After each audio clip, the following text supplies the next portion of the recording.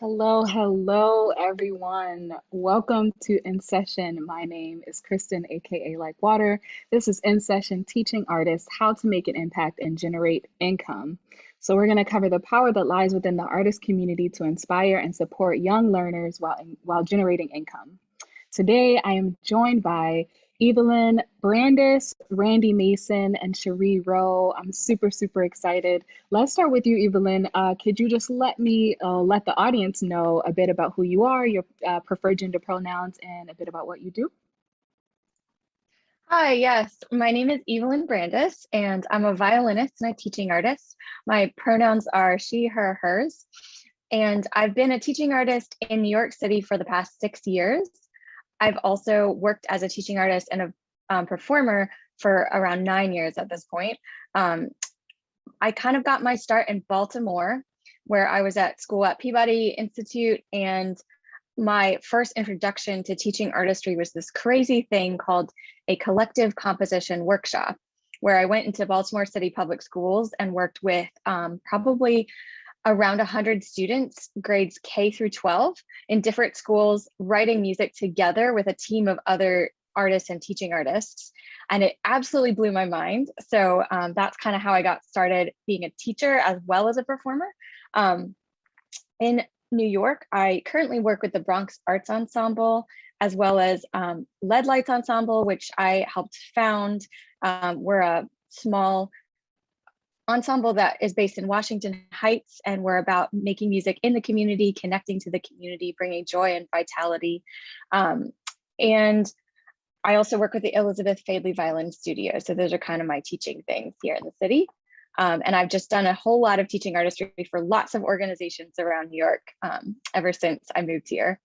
I'm really passionate about music for social change, which is kind of the El Sistema music education movement. And I co-founded a program in Tennessee for underprivileged kids called East Lake Expression Engine, working to give them opportunities in music education. Awesome. That's incredible. I'm in Baltimore, so I truly love what you're doing. That is incredible. Don't worry, everybody. We'll be connecting you all with these incredible panelists. So if you missed some of the things that Evelyn has said, we will share it with you for sure. Thank you, Evelyn. Randy, can you tell us a bit about who you are and your preferred gender pronouns as well? Yes. Hey, what's going on, everybody? My name is Randy Mason, and I am a father, I am a husband, and I am a hip hop artist and a teaching artist. So I teach the art of emceeing, founded a program here in the Bronx called RHYME, which stands for Rhymes Help Young Minds Excel. And I work at an organization called Thrive Collective. We're a nonprofit arts organization that creates hope and opportunity in and around New York City public schools through the arts and mentoring. And so we work with young people all throughout the city, schools, and community-based organizations to facilitate project-based learning around murals, music production, songwriting, media, mentoring, all that fun stuff. And I guess, in terms of how I got started growing up, I was always in love with hip hop and writing rhymes and breaking and writing graffiti and all these things. And I would get in trouble all of the time at school for doing these things. So there wasn't, at least in the schools where I attended, there wasn't really a space for it. Literally, kicked out of class for writing rhymes and breaking in the hallway and doing graffiti. And so, years later, I end up falling in love with an amazing teacher. And so she and we get married. And what happens when a rapper marries a teacher, they give birth to an educational hip hop program. And so that was kind of the beginning of how I got into art education. And so that's probably been around 5 or 6 years or so in New York City as well. And I'm excited to be here with you guys. So thank you for having me. Awesome. That is incredible. I love that journey. Absolutely. And thank you for being here for sure. And last but not least, Cherie, can you share as well with the audience a bit about who you are and your preferred gender pronouns? Yeah, hi, I'm Cherie. I'm her and she, her. I'm also a wife and a mom of an 8-year-old. And I love what you had to say, Randy, because you and I are like from opposite worlds. And I think that's amazing. I am a farm girl. I grew up in the Midwest in a town of 3,000 on the farm. But the same principles kind of apply, where when you grow up in that, there's this sense of boredom and there isn't things to do, and some of the challenges with that. And you still have some of the issues of exposure, or I should say lack of exposure to experiences. And I grew up an hour away from Cleveland, where there was all this arts and culture, and I didn't know any of it existed until I was much, much older. So it's interesting to see how these two worlds may be very different, but very similar issues, especially for young people. So I've been here in this city for 6 years now. Can't believe it, it's been that long. And I am currently, thanks to the pandemic, have been really working hard to, obviously, like all of us, change what we're doing. And I am almost there, and coming October 2021, a new program called the Whole Musician Blueprint for young artists, right? They go into lessons, everything is all about correct notes, which of course there's nothing wrong with that, but there's so much more to being an artist than just the notes on the page. So this is a program to just help students and young artists embrace all of the artistry there is to music beyond just the page. And so I'm really excited to unveil that in about 3 weeks' time. So that's an incredible thing that has come out of the pandemic that I probably never would have been pushed to do. But when you're sitting at home going, what do I do with my time? And this was birthed out of it. Before that, I actually was a music director at Virginia Opera. I've been in 6 states, all over as a teaching artist, as an artist, right? It's common to travel and be all over. And I had the privilege there of running a program for kids and introducing them to opera. And I remember taking on this role and I thought, is this really gonna work? Our 5-year-olds, our 8-year-olds, like, are we really doing this? And I learned, that was one of the places I learned that, yeah, like this young learning, it really works. And to see these kids, when they were exposed, when they were introduced, they were ecstatic.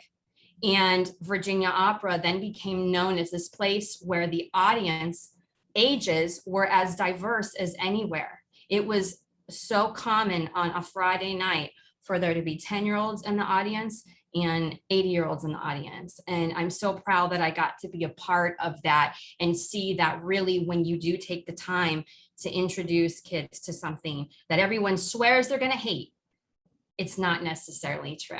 So that's just a little bit of my life journey. But I've been a teacher and an artist professionally for 21 years now. I hate to say that out loud, but yeah. So that's me. That's awesome. Thank you so much for sharing that. Super excited about that. I myself am a classically trained vocalist. So I'm so excited that you're exposing young people to opera. Because it is fun, and we do assume that young people won't like it, but you never know until they try it. So super excited for that. So, I mean, I don't know if you guys are excited, but I'm excited for this incredible powerhouse panel that just shared just a little bit about who they are and what they do. So we're going to be covering several topics related to the art of teaching for the first 45 minutes of our discussion, and then we're going to leave some time at the end for open Q&A. So if you guys have any questions while we're going through the conversation, feel free to drop it in the Q&A and not in the chat so it doesn't get lost in the sauce. So before we jump into it, just a few Zoom housekeeping rules or items to cover. First is this is a supportive and uplifting space, so we want to keep that in mind as we're jumping into the dialogue and as we're in the chat as well. Also, please use the chat. Go ahead and jump in there. Let us know where you're tuning in from, what you're excited to hear about. And also you can use the chat to just share some love with one another, with the panelists, but be sure to change that blue little box in the chat from host and panelists to everyone so that we can all join in on the conversation there. also, like I said, if you have any questions during the chat, there is a Q&A function within Zoom. Go ahead and click that, and you can drop any questions that you have throughout our conversation, and we'll try our very best to get to the questions at the end. And then you'll also be receiving a survey at the end just to let us know how you enjoyed the webinar and if you have any topics that you'd like for us to cover in our next webinar. So without further ado, we're going to jump right into it, and we're going to start. And here's the first question. So, how can an artist begin teaching their craft? Let's jump right in with you, Randy. What is your advice for how an artist should begin or could begin teaching their craft?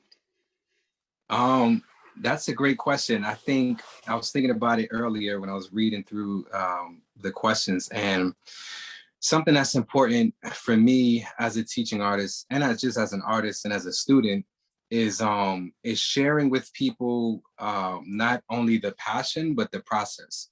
So a lot of times, especially in art, we get to see artists expressing their passion, which is great. It's wonderful. But it's not as often that we get to learn about the actual process and the step-by-step, the process that it took to get to that point. And so for me, it's like, what makes me come alive? What am I most passionate about in terms of art and as an MC?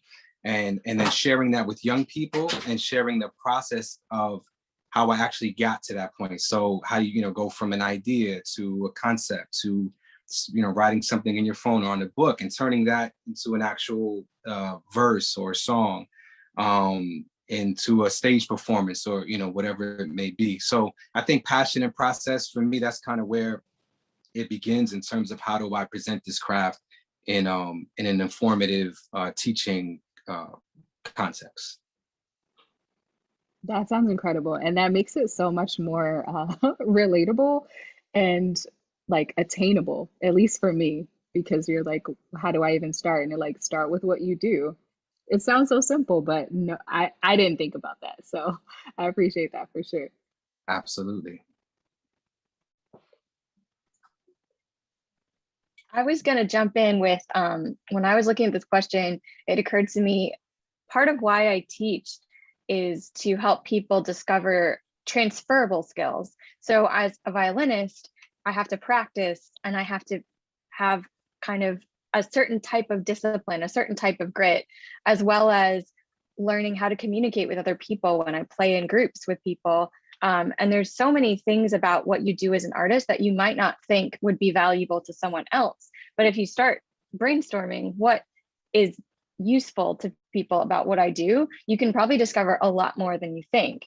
And then bringing someone like Randy said through that process will help them to break it down and see, oh, hey, if I work on practicing my instrument, that also gives me the resiliency and the diligence to create a schedule and do something consistently over the week or different things like that, which is not something I would have immediately thought about. But as I have become passionate about El Sistema that I mentioned about music for social change, it's all about just developing things like social skills and creativity and so on in kids. And it's just crazy what a big difference that makes in their whole life and not just in the art that they make. I love that. Absolutely. Oh, go ahead, Cheryl. Yeah, Randy mentioned passion, and I want to piggyback with that, the idea of generosity. And I think that as artists and as teaching artists, we want to make sure that we're asking ourselves the question with maybe what we're considering teaching and bringing forth into the world is, how can I be generous? And I want to clarify, I don't mean free. Okay, right? Artists, we're asked to be free all the time. We can't pay rent on free, but right, generous in what we share and what we give to the world. And I think if we're asking ourselves, if we're looking inside and going, okay, these are my gifts, this is my art, how can I transfer that as an artist who is doing to, this is what I do and this is what I give. So for me, it's that concept of generosity, which allows me to figure out what to be showing the world. And with that comes the passion, right? And I think people see the passion out of the generosity. And I think then they're attracted to that, right? And, look, I know we all want to be YouTube sensations or what, whatever, maybe not, I should say that, but right. We want everything to go quickly. We want the process to be quick, and it's never quick. Nobody's overnight. But if they see the generosity, they are attracted to it. And then you go from one person that wants to work with you to two, and then so on. And it literally spreads through that passion and that generosity. I love that. Dropping gems in here, y'all. And this is just question one. So this is so exciting. So do you all feel like, or in your experience, do artists need to create their own learning program in order to shop their teaching to schools and to other entities? I'll jump in. I don't think so necessarily. I think that you can, and I think there is a benefit of creating something kind of from scratch, right? What's really from scratch? Nothing, but from scratch, there is a benefit to that, especially because you have this ownership and you're able to kind of facilitate or teach it in the way that you have in mind. But what I find even more beneficial is learning from other practitioners, like what are they doing? How are they doing it? And then adopting and adapting. So like I'll adopt certain methods and ideas, and then I'll adapt it and make it my own, which is essentially hip hop, right? Remixing everything, right? Remixing jazz records, blues records, taking ideas and flipping them, taking words that, meant this, but now they mean this because of the way we use it in our language. And so with teaching, I think the same philosophy applies. So you don't necessarily have to start creating your own curriculum. I think eventually you'll probably want to build toward that. Depending on what your aspirations are. Like for me, example, my wife is an educator, she's a teacher, so she's excellent at helping me bring these grand ideas into a lesson plan or into a curriculum, into a language that an administrator or a principal can understand, as opposed to me just like, kicking rhymes and like, this is what I have in mind. It's going to be impactful. Trust me. She helps me to really organize that. So yeah, I think there's a benefit to creating your own curriculums and everything like that, by way of learning, adapting, and making it your own. Love that. And shout out to your wife. We all need that other person, it's a team effort for sure. Cherie, did you have something? Yeah, I just wanted to pop in there, as I mentioned at the beginning about launching a program in 3 weeks. And I just wholeheartedly agree with Randy. Listen, I said I've been doing this for 21 years, and I am finally, right? I'm finally putting a program out there that is technically my own. Although, as Randy says, it's not really my own, right? It's the experiences, it's the journey over the last 20 years, what I've learned from everybody that's come before me that is getting packaged, right? It's just getting packaged differently. But I wholly agree. There is no rush at all. I've done fine for 20 years without it. And this is just the next natural step, I think, but definitely not a need, I think, for a long time. Yeah, just to piggyback on that, I would say I've done both. I've done both simultaneously, and it's far easier just jumping into something that already exists. And there's actually a lot out there. So for those of you who haven't done a lot of teaching artist work and are kind of looking to break into it and don't know where to start, a lot of times the best place is networking, professional development kind of events around teaching artistry, which especially right now, there's tons online for free.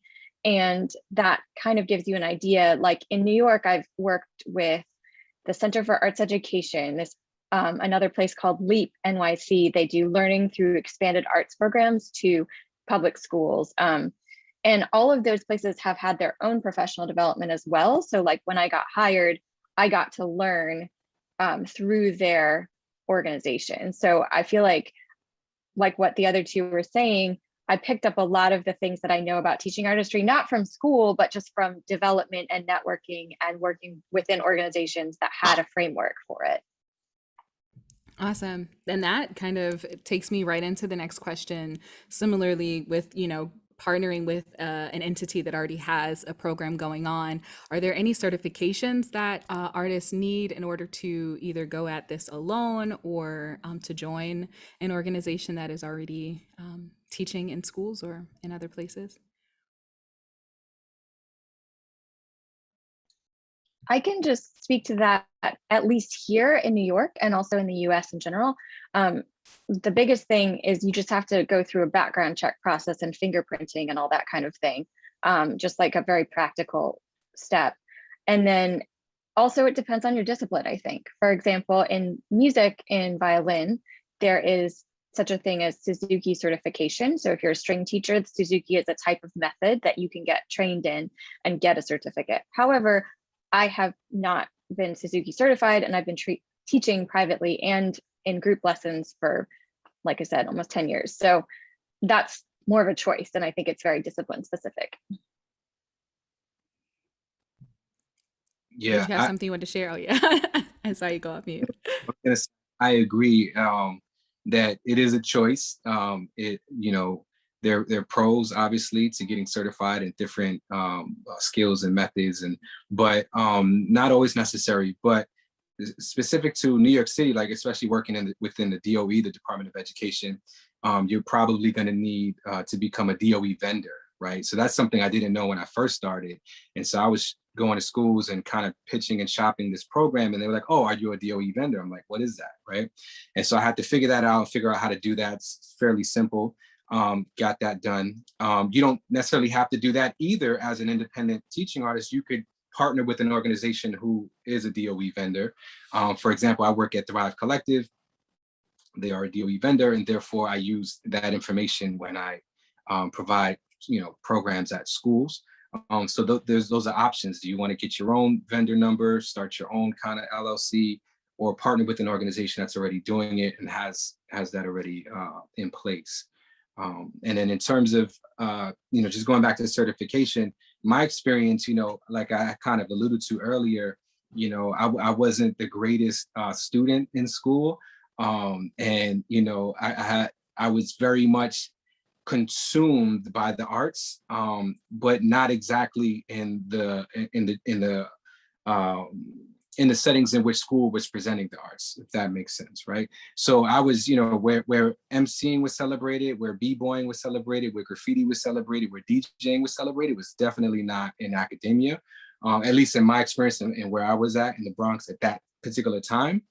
And so where I found my education was literally in some dangerous places, right? And emceeing and spending hours and hours writing and rhyming and performing and doing open mics and all that sort of thing. I might be going off subject a little bit, but that was my educational kind of, that was my training.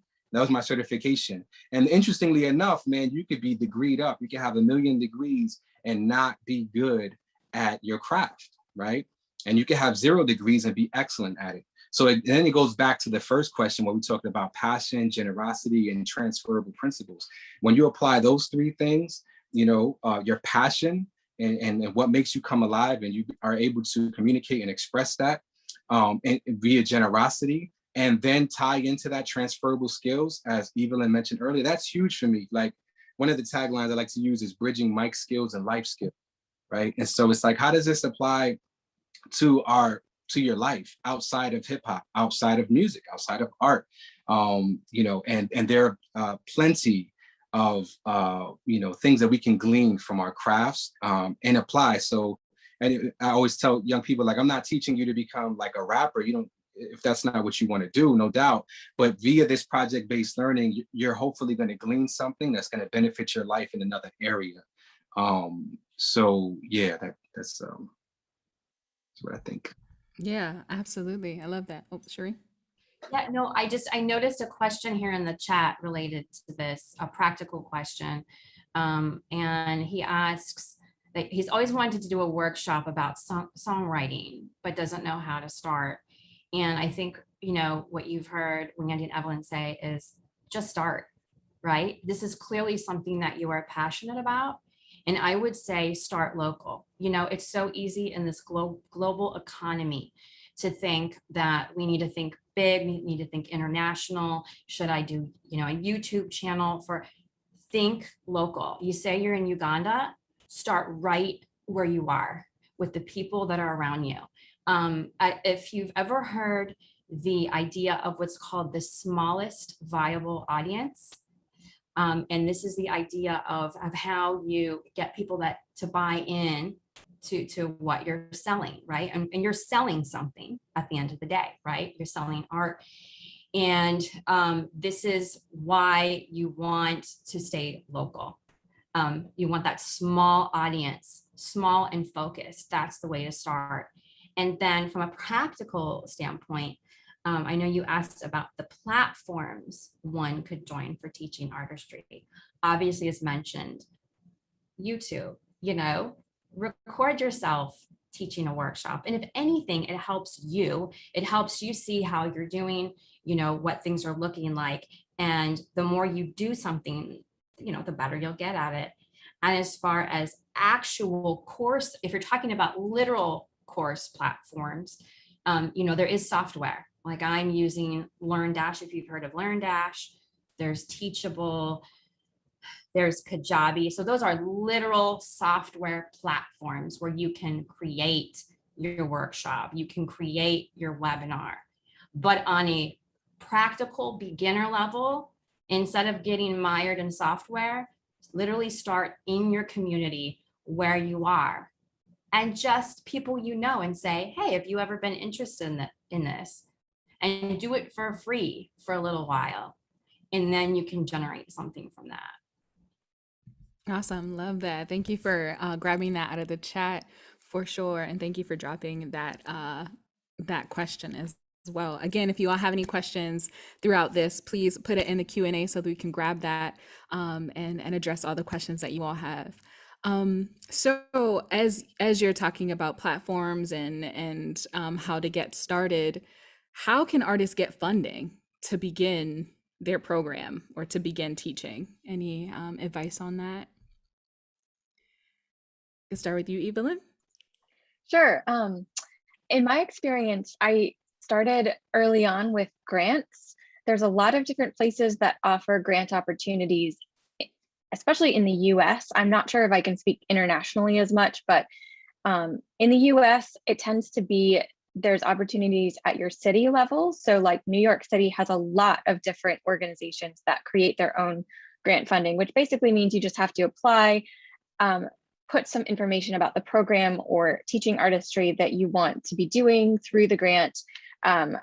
Usually includes information about the community you're going to serve, about what is your goal, about how many people you'll reach, and some of the logistical things like dates, times, etc. And then they will decide, there are different panels that decide who gets this funding. And there's also a lot of ways to get help writing grants, whether it's freelance people who will help you actually write your grant proposals, or whether it's just networking with friends who have done that kind of thing before. But yeah, city and state are great places to start. Also, there's like arts organizations nationally and internationally that give kind of seed grants for, like, if you're starting a project. There's a lot of things for very specific ideas, like if you have never gotten a grant before and you want to found something, there's a lot of opportunities out there for that. There's if you are a ongoing arts education after school program in a specific area. So I think my advice is to start with just looking at what are the organizations, whether it's arts organizations, or like, does your city or your state or country, depending on where you live, have some kind of national or statewide or local grant program. Awesome. Love that. Randy, Sheree. Oh, I'm sorry. I just want to speak to the opposite end of that for those of you who are not thinking about maybe doing your program as a nonprofit. Obviously, when I worked at Virginia, it was nonprofit work that we were doing. But what I'm doing is the for-profit. And I hope it's okay if I do a shout out to to something that I've used. I hope that's okay. Yeah, please do. Okay, I wasn't sure if there were any rules I was breaking with that. But I have taken what some people call the bootstrapper method, right? And that's simply, and I think a lot of us can relate to that. It's simply starting with what we have. I have a piano, right? What can I do with this? I have a guitar. What can I do this? I have a space. I'm okay if people come into my space, right? So how can I keep costs low or literally zero and do what I want to do without any funding at all? And it sounds scary, but it's not as scary as it seems. And basically, you just want to make sure that you're generating more than you're charging, and you'll be okay. And so what I wanted to give a shout out to is an organization called Akimbo, and I'll put a little note in the chat, akimbo.com. When I was deciding on this program and whether I wanted to go the nonprofit or the for-profit route, I was able to work with them, and they actually offer a bootstrappers workshop every few months. And it was incredibly life-changing, and it helped me understand how to be profitable, how to be, protectable, how to adjust with my industry, right? Those are things that you really need to know to do if you're going to go out on your own without any funding. So I'll put that in the notes, but check out akimbo.com, the bootstrappers workshop. So if you do not have any funding and you're going the for-profit way, I have nothing but the best to say about how they have actually helped me launch this course next month. Thank you for that. I'm sure they'll be getting tons of of Google searches today. Yeah, that sounds incredible. What advice do you all have to give on how to present or how to network with schools or programs, like how to pitch yourself or your program? Any things that artists need, or any like layouts that they should have prepared for these conversations?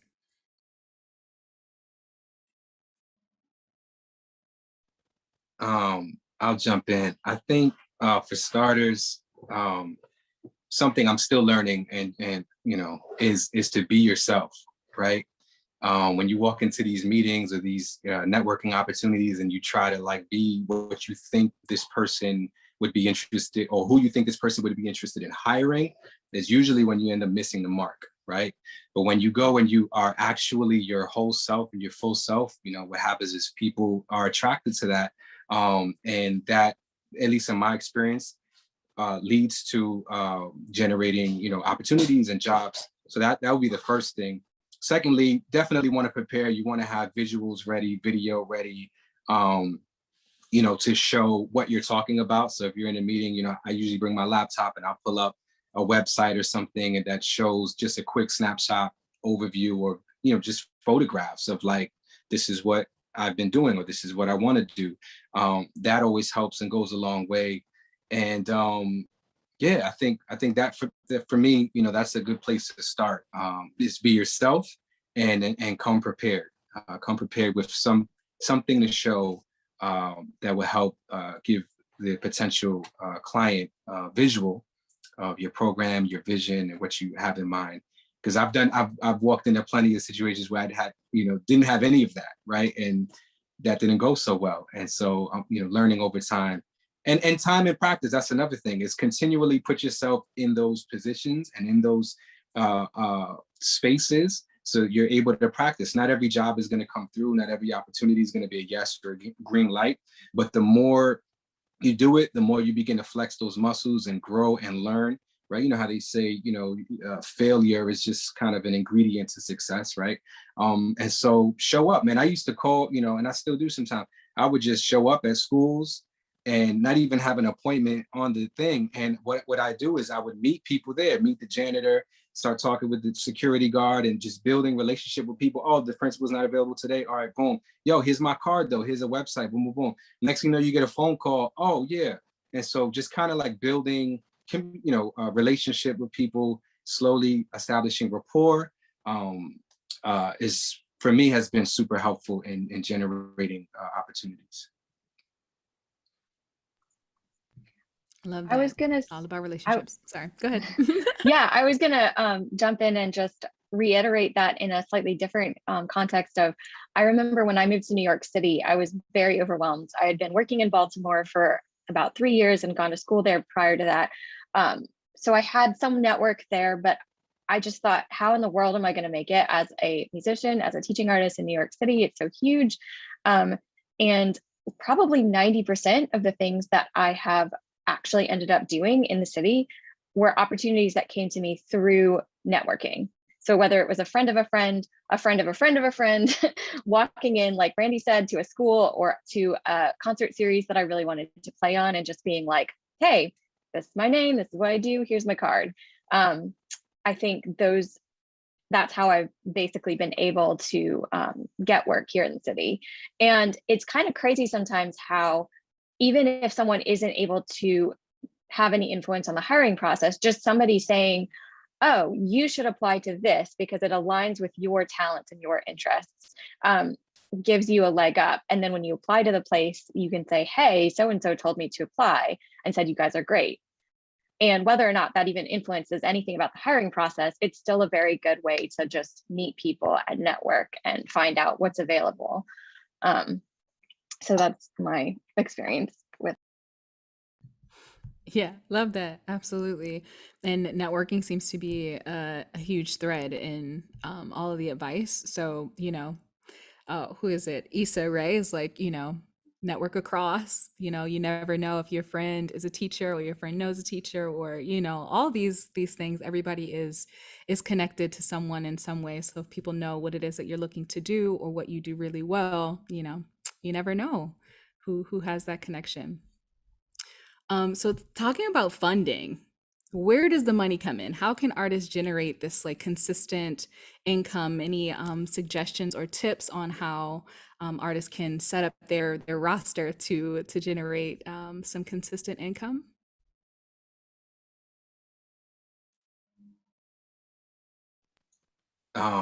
Yeah, I'll say, kind of a little bit of what Evelyn and Sherry said earlier, which, city and state grants are great, especially if you're doing the nonprofit route.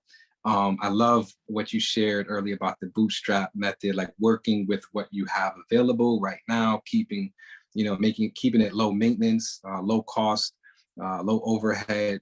All of that is going to help you to generate more income in the long run. And then also, going back to generosity, I'm so glad generosity came up earlier, because I feel like generosity breeds generosity, right? And so, especially, in the beginning, if you don't have like a network or a reputation for what you do, is like being extra generous and sharing what you do broadly is going to turn into leads and opportunities, and provide income, right? Increase and generate income. Even platforms like Patreon. There's other platforms like it, but I use Patreon, and I have people who support there because they love the work I do with young people in art education. So that's one way to have just another stream of revenue. Also, just like building, going back to relationship, it takes time. Also, somebody said that earlier, right? Like things take time. So over time, building a reputation, because what happens is you have repeat clients. So people call us back every year, every semester, every time they get funding from somewhere or they have some extra bread. They're like, hey, can you come by and do a program? Hey, why? Because you took the time on the front end to build relationship, to establish rapport, and eventually a reputation, where you have repeat clients. And all of that takes time, and you just have to be patient and generous and love what you do. Because if you don't love it, then you're not gonna stick it out. So yeah, those have been kind of the keys for me in terms of generating income. Grants on the nonprofit side, the smallest viable audience. I love that. Same thing kind of applies to potential clients and or potential sponsors, or things of that nature. So yeah, that's my 2 cents on income. See that? Yeah. Yeah, and I also want to point out, since Randy just mentioned again about being patient with time, right? It's just, don't be afraid to work other jobs while you start. I'm going to be the first one to say that, and for people watching from, around the world, if you don't know these places, but you probably, like, I worked at McDonald's while I was doing things. I've worked at Olive Garden, which is a restaurant.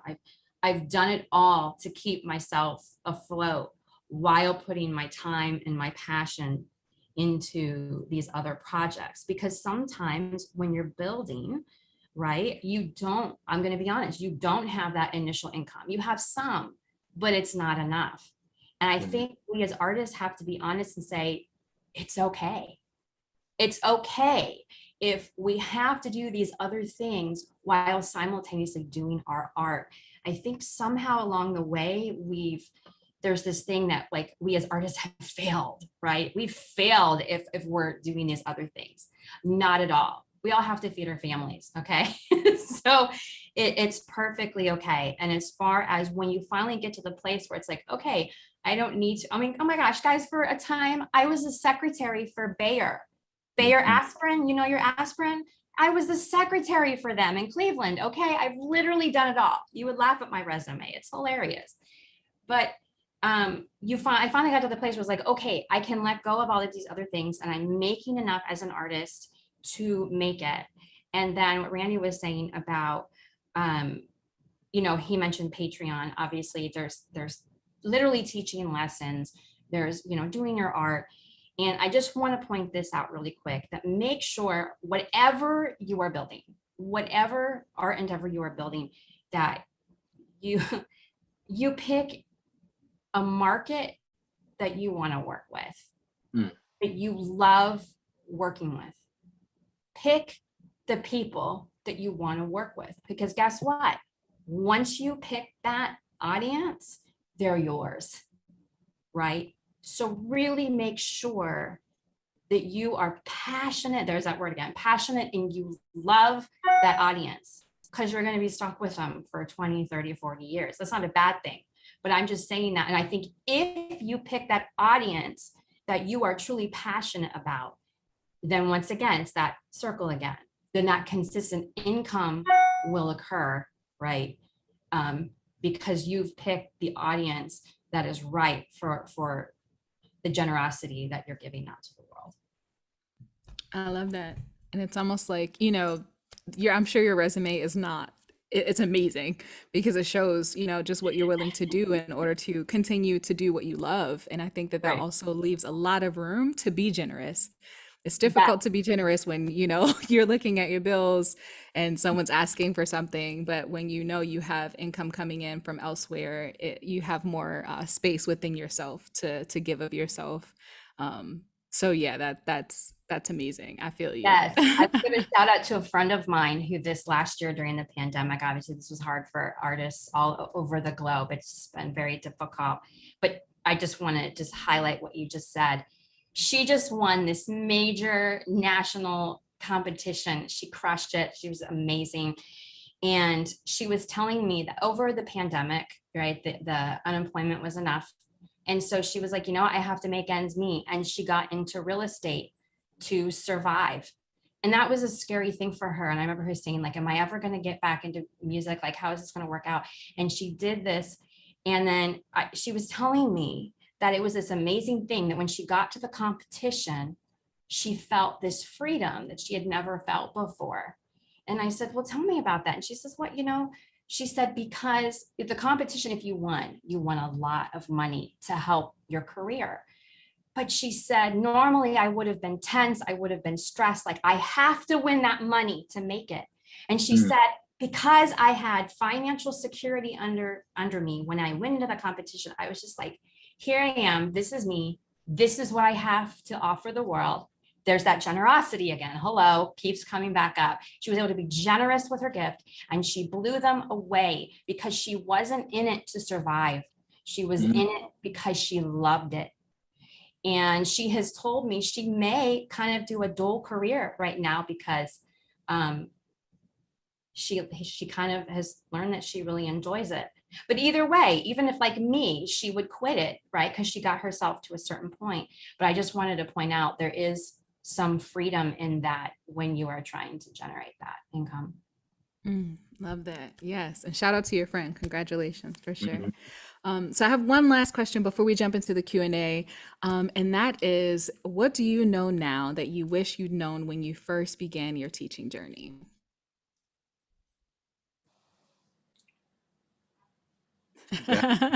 That's a terrific question. I'll give it a shot. Probably if I took some more time, I could think of plenty of things, but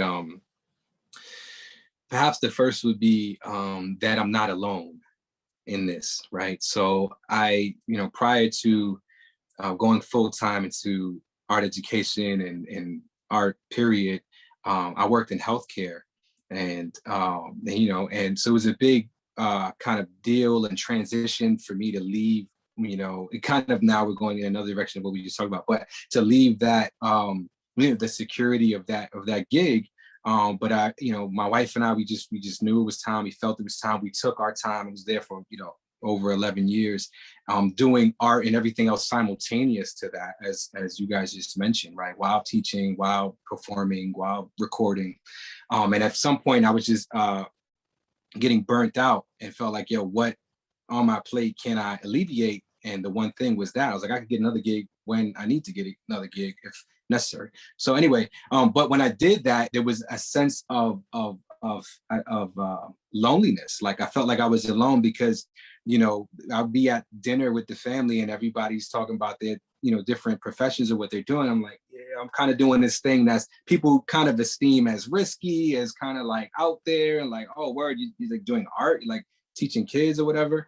So that aspect, and then even as an artist, trying to find, for me as a teaching the art of emceeing, I just didn't know of too many MCs, particularly that were teaching like the writing aspect of songwriting, of rhymes, hip hop rhymes and hip hop songs and that sort of thing. And there are plenty out there, but I just wasn't familiar at the time. And so I was really like scrambling and trying to put things together. And over time, I began to meet different art educators and like, oh snap, this is such a gift to kind of see how you do it and learn from you. And so I guess, yeah, just to know that that I'm not alone, was probably something I wish I'd have known when I jumped in the deep end. I love that. I feel like that is a thing to know across all all career paths, is that you're not alone in life in general. So definitely thank you for that. Evelyn, did you have anything that you wish you'd known? Sure, yeah. And sorry, my internet popped out for a second, so let me know if I'm breaking up at all. But for me, I think it's just like not being scared of the kids and just the idea of teaching. Because when I was being trained as a classical violinist, I swore that I would never teach. And I just was like, I'm not a person who likes kids. I don't really do that kind of thing. I don't know how. Like, I remember in that first project, I was terrified because I had to walk into a public school and I had to help little kids make sure that they got their bathroom break before we did our creative session. And it just like terrified me. But I found that it's really not that scary. And kids, especially, but actually almost everyone is really excited about learning in the arts. And when you're there to provide something like that, it'll be so rewarding and you'll get such an amazing response from people. And that helps you to keep going, to remember that, oh, you're actually providing something that people really love and appreciate and have fun with. And so just being able to let go a little bit, have fun, and just remember people that you're trying to reach, they're not scary. They're just people like you, and they're just kids, and they're just your community. And often it'll be way more rewarding than you think. I love that. Love that. Getting over that fear. Sometimes it doesn't go away, but we can push past it and realize it wasn't that bad. Cherie? Yes. Yeah. I wanted to end by saying if I could do things over, I would do a lot different. But one of the biggest things is that I know, hello, all you artists watching, we are kind of taught to be perfect. It's about perfection, perfection, perfection. And when I see how that has hindered me and got in the way of some incredible things that I could have done earlier because I was afraid to put things out there, right? It's that fear again. I have just 3 words for you. Four. Take massive imperfect action. Take massive imperfect action. And with that, fail hard, fail fast, fail often. Because the truth is, like I was saying about building this program after 20 years, it's built up of everything I've learned, which means, hello, everything I've failed at. Okay, right? So if you can, we're so afraid to fail, but it's in the failure that we learn. So get it over with, right? The more you fail, the more you're going to learn, the more you're going to grow, and the more you're going to have to give to the world. So don't hesitate, forget perfect, pardon my French, screw perfect, and take massive imperfect action towards what you have to share with the world. Love that. I feel like these nuggets are for me. I am truly grateful. This was incredible. Wow. Okay. All right. We're going to jump right into the Q&A. We're going to do a lightning round. Our very first question is how to bridge connections to schools and school administrators to pitch your classes and programs when you have direct contacts. Looks like Evelyn is about to jump in. I would say for me, a lot of times I've gone through an arts organization, but if you already know an administrator at a school, I mean, basically the principals, like the teacher who might be the closest to the one that like your discipline, whether it's the music teacher or general arts teacher, those are the conversations to have first. And it helps, like Randy was saying earlier, how his wife helped him with those lesson plans and materials. If you walk in there and you have something on paper and a video on your computer that you can show that says, this is what I do, that's going to be a way faster connection than if you walk in there and don't have as much material or are talking to the wrong person. Yeah. Awesome. Yes. Thank you for that. Anyone else? No pressure. Have an answer to that? We can jump to the next question. All right. Shout out to Viva for that question. Appreciate you. Next question is why should more artists go into the teaching industry or go into teaching their artistry?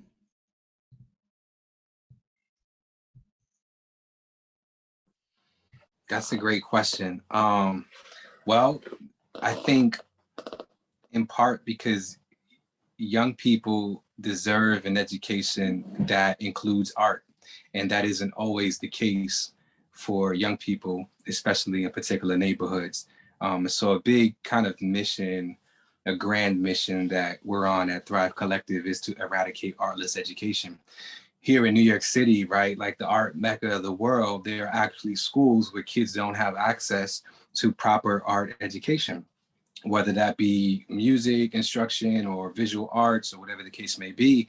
And so, providing that, I think is awesome, is noble, and it's manifold because teaching art helps me to become a better artist and a better person and human, hopefully, in general. Like young people have so much. That's the other thing. We're talking a lot about teaching, which is what we do, but really we're experiencing and we're learning simultaneously. So kids have so much to teach us, right? And so I think that if you're interested in it and if you have a sort of a passion and a skill set to do it, I say, go for it, because you're gonna learn a lot from the young people that you work with. It's gonna be like this reciprocal relationship. So I think for me, it's been indispensable, to work with young people. Yeah. Awesome. Love that. And last question, we're going to go with you, Cherie, and it comes from Leandra. Do you still find room in your schedule to teach privately as well as in the classroom? If so, do you have a preference? Oh, yes, I actually do. I do one-on-one coaching. Do I have a preference? Actually, I just want to speak to that real quick too. I mentioned earlier, I'm a wife, I'm a mom, and I'm also a homeschool mom, FYI. Balance, great. Life is so balanced. I'm totally kidding. It's a hot mess most days. So with that said, I kind of have this schedule where I only allow myself, right? There's only so many hours in the day. So it's like, okay, I'm only going to devote this much time to teaching privately and this much time to like group and to those kind of generous kind of nonprofit endeavors, because you have to have those boundaries on what you can do in everything. Boy, which one can I be honest and say I like them both equally for just wildly different reasons? You know, You sure can. I mean, yeah, I mean, they're just so different, and I think there's so much to glean from both of them that I genuinely have a hard time citing. I may give it this much of an advantage to group. There's just something about groups, like there's like an energy to it that's really cool. And then you were asking, I apologize, what was the last part of that? I think that was it. I think it was, do you find time to still have private lessons, and then which do you prefer? So yeah, Okay, you I hit did go, all of okay. it. Yeah, for sure. I appreciate that. So we have come to the end of the Q&A session and the end of our webinar. I want to thank Cherie, Randy, and Evelyn for your incredible insight and your time and all of the gems that you all were dropping in this session. It was amazing, to say the least. Huge shout out to all of you all who have joined and came in the chat. Love to everybody in there from Seattle. We got Washington. Much love, Jazzo. We got Denver. All over the world, Uganda, LA. I mean, y'all are showing out. Rotterdam. I mean, come on, this is incredible. So I truly, truly appreciate you all. Again, this is In Session, teaching artists how to make an impact and generate income. I am Kristen, aka Like Water, and we will be back for the next In Session on October 14th, covering live audio for indie musicians. So please stay tuned. We are coming back to live shows, and it's great to know how to set up your own sound and the sound that you need for your shows. So again, thank you all so much, incredible panelists. You all were amazing. Thank you for being with us today, and have an amazing day. This is In Session. Thank you. Peace. Thank you so much. This was great.